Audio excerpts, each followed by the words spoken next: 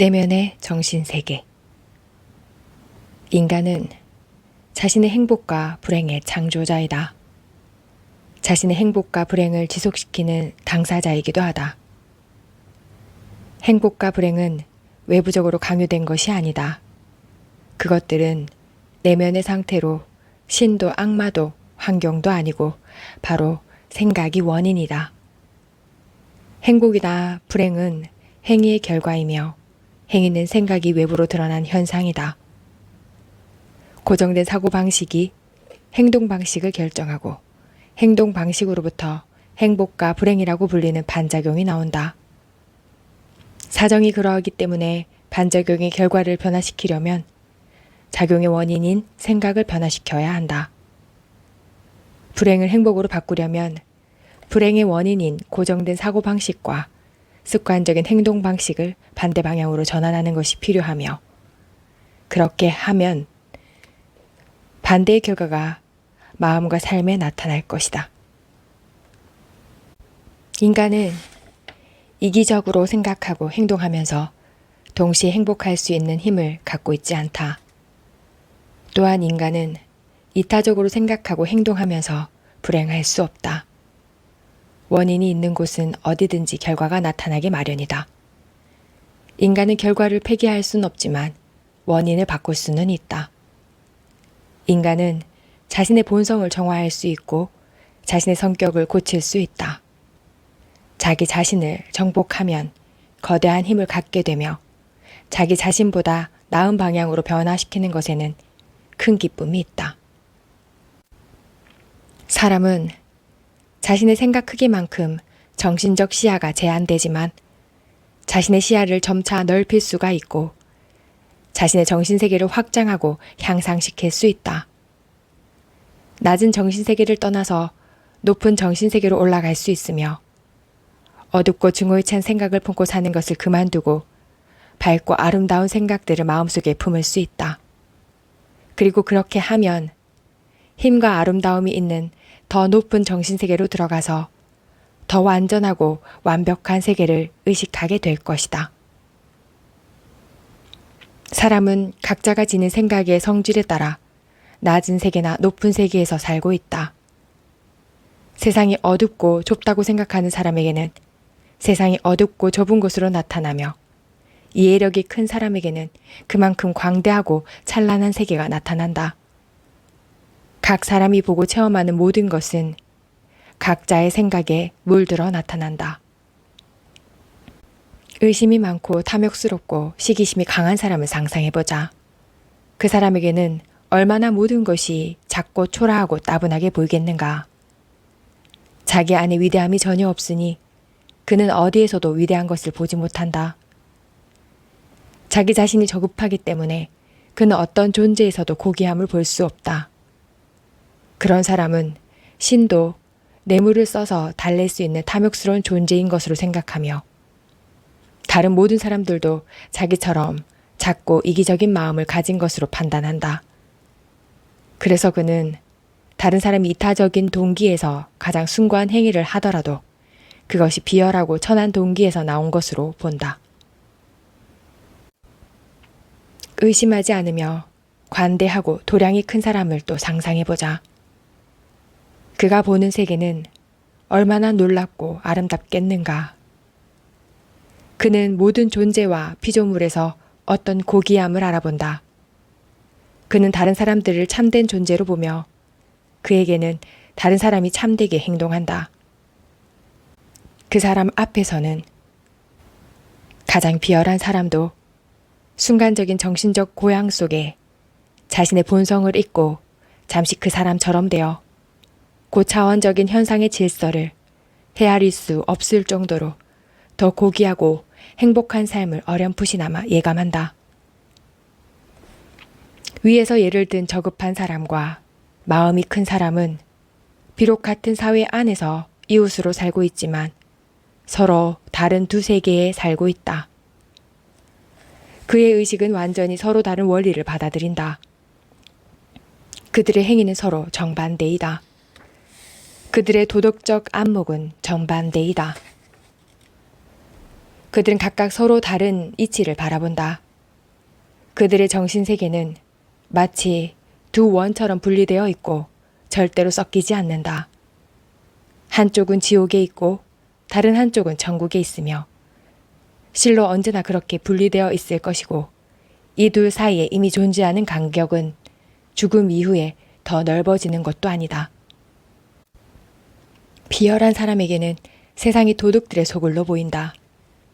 마음이 큰 사람에게 세상은 신들의 거주지이다. 비열한 사람은 권총을 휴대하고 남에게 강탈당하거나 사기당할 가능성이 항상 대비하고 있다. 자신이 항상 스스로를 약탈하고 속이고 있다는 사실을 모르고서 말이다. 마음이 큰 사람은 가장 좋은 가능성을 펼칠 준비를 한다. 그는 재능, 아름다움, 천재성, 미덕의 마음의 문을 연다. 그의 친구들은 인간 품성의 최상층부이다. 그것들은 그의 일부가 되었다. 그것들은 그의 사고 영역에, 그의 의식 세계에 있다. 그의 마음으로부터 고귀한 말과 행동이 흘러나오고 그것은 그를 사랑하고 존경하는 다수의 사람에 의해 10배로 그에게 되돌아간다. 생각의 폭을 넓혀야만 더 많이 알 수 있다. 자연적인 사회에 형성되어 있는 계급의 구분은 단지 의식적인 세계의 차이를 그리고 의식세계를 나타내는 행동의식의 차이를 보여주는 것이다.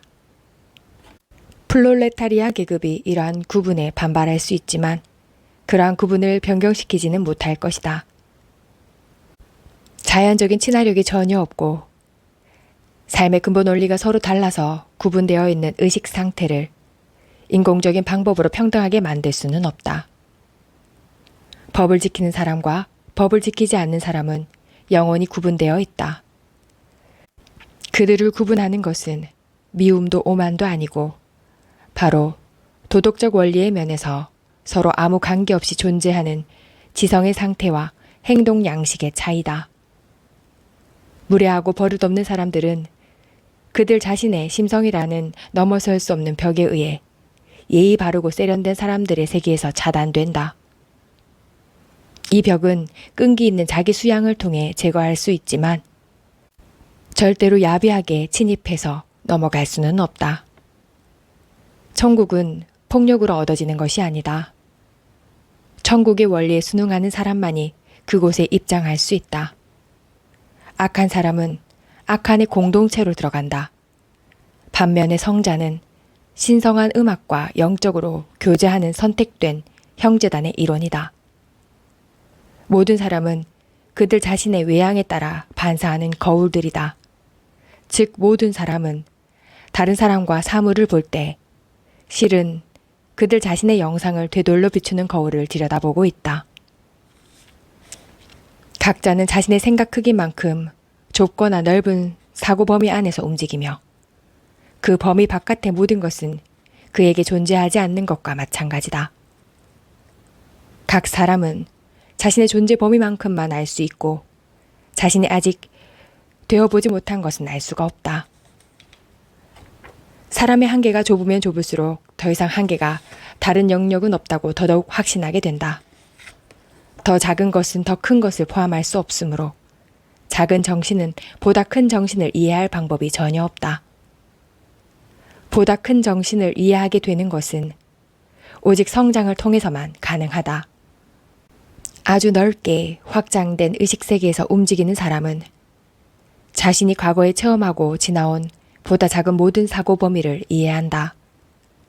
보다 큰 경험 속에는 보다 작은 모든 경험들이 포함되어 있고 보존되어 있기 때문이다. 그리고 그의 사고 범위가 완전한 인격의 영역에 접촉했을 때 그가 결백한 품성과 심오한 이해를 가진 사람들과 사귀고 대화하는 데 필요한 준비를 하고 있을 때 비로소 그의 지혜는 자신이 아직 어렴풋이 의식하고 있거나 전혀 모르는 보다 넓은 의식세계가 더 있다는 걸 스스로 납득할 만큼 충분히 성장해 있을 것이다. 자신의 생각 수준이 자기 자신이다. 사람은 어린 학생처럼 자신의 지식과 무지의 수준에 따라 특정한 단계에 처해 있는 스스로를 발견하게 된다. 6학년의 수업 과정은 1학년의 아이에게는 수수께끼와 같아서 그의 이해 범위 밖과 위에 있다. 그러나 그 아이가 배움에 끈기 있게 노력하고 꾸준히 성장한다면 6학년의 과정을 이해하게 된다. 2학년부터 5학년 과정까지를 숙달하고 정복함으로써 그 아이는 마침내 6학년 과정에 도달하여 그 내용을 자기 것으로 만들 수 있다. 그리고 그 위에는 선생님의 영역이 있다.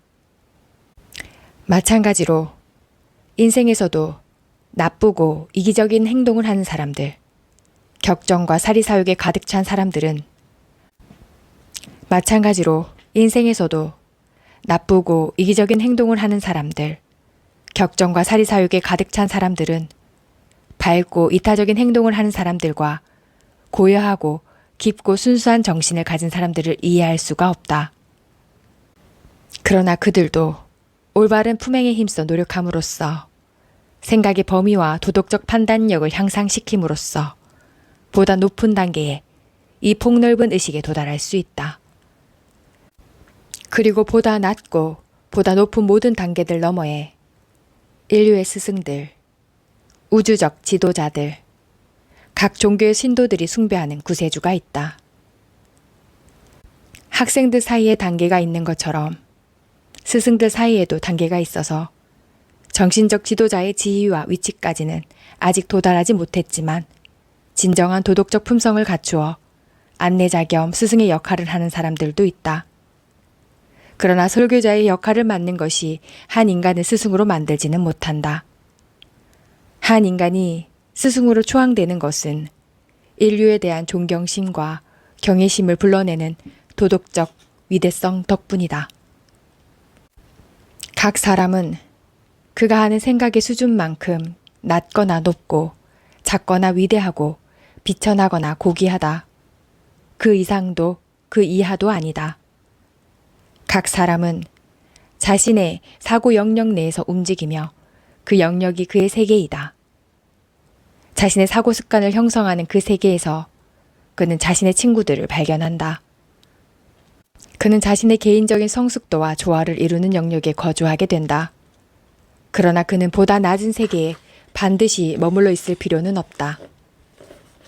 그는 자신의 생각을 고양시키고 상승시킬 수 있다.